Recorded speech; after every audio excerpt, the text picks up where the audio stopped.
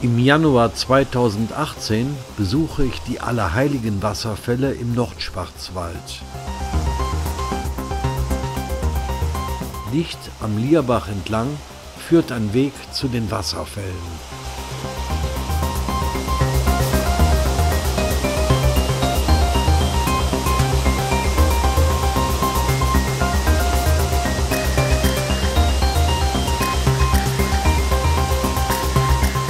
Über insgesamt 7 Stufen stürzt der Lierbach 90 Meter in die Tiefe.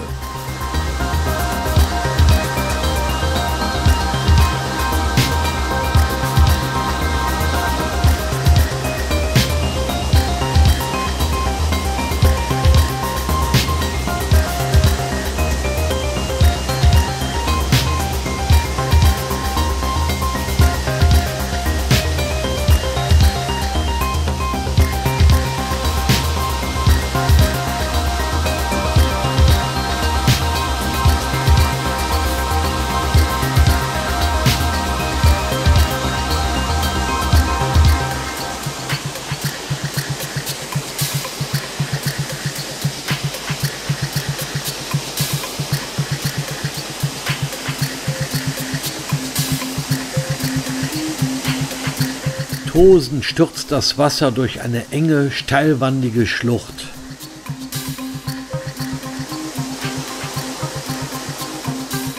(1840) wurde der unzugängliche Wasserfall begehbar gemacht.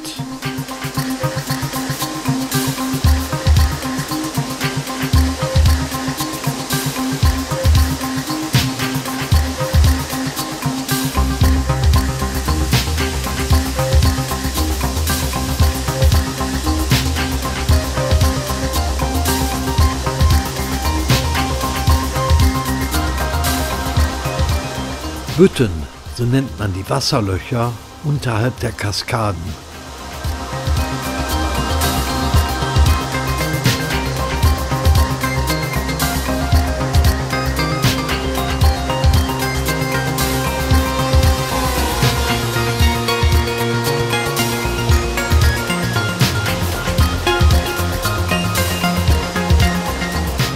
Von daher nennt man auch diese Wasserfälle Büttensteiner Wasserfälle.